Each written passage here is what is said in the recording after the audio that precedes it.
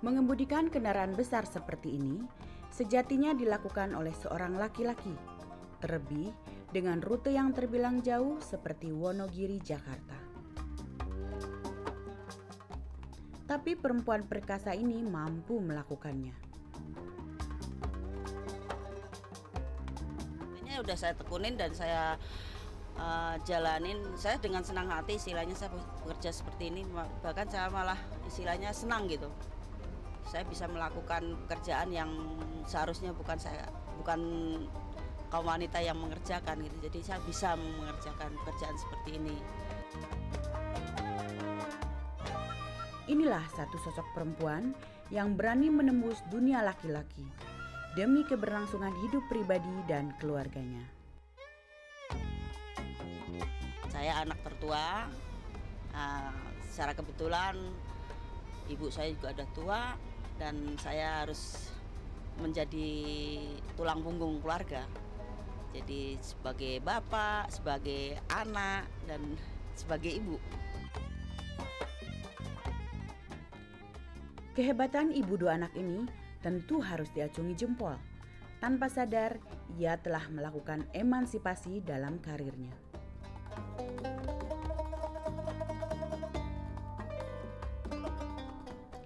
Tapi, sebagai perempuan, bagaimana ia bisa bertahan di dunia kerja yang didominasi kaum lelaki ini?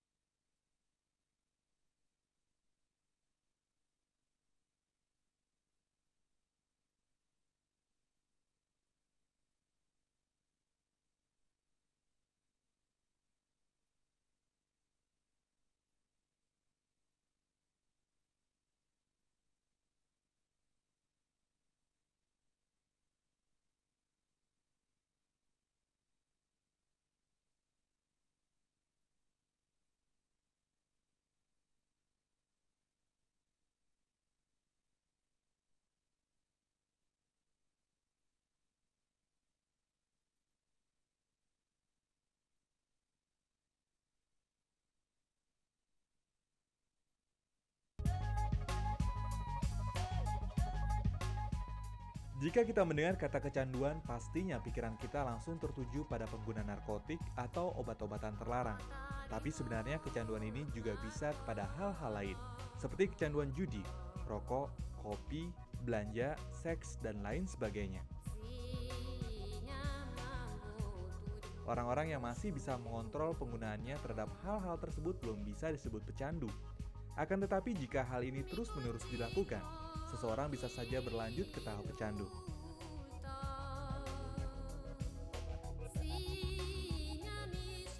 Ketergantungan pada rokok misalnya. Orang berkata bahwa melepaskan diri dari kecanduan rokok itu sulit sekali. Hal ini disebabkan oleh zat adiktif yang terkandung di dalam rokok tersebut. Berbagai cara digunakan oleh para perokok agar dapat melepaskan diri dari rokok. Mulai dari makan permen, mengurangi kuantitas merokok secara bertahap, dan lain-lain. Akan tetapi semua yang dilakukan oleh para perokok ternyata tidak membuahkan hasil. Terapi community itu adalah satu bentuk terapi yang populer di dunia ya. Namanya juga terapi community. Jadi pengobatan yang berdasarkan komunitas dari pecandunya. Jadi semua kegiatan hari-hari yang mereka lakukan adalah untuk mengobati komunitas, itulah yang menyembuhkan sifat-sifat kecanduan. Sebenarnya masih banyak kegiatan lain yang membuat kita kecanduan. Namun pernahkah kita menjadi kecanduan akan suatu hal?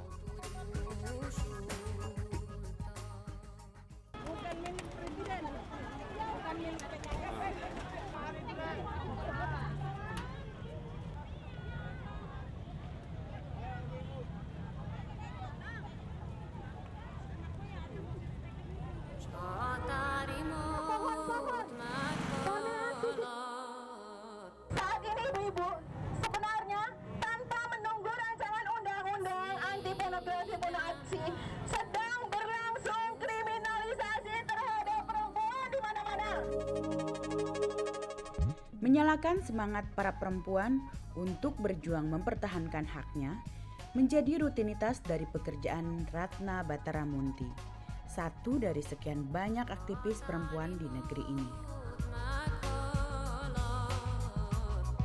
Di matanya, masih banyak komitmen negara yang harus dipertanyakan, terutama soal penghapusan diskriminasi dan kekerasan terhadap perempuan, serta berbagai macam perundang-undangan yang masih dianggap diskriminatif. Seperti yang sedang gencar ia lakukan saat ini, adalah mengkritisi undang-undang pornografi dan porno aksi.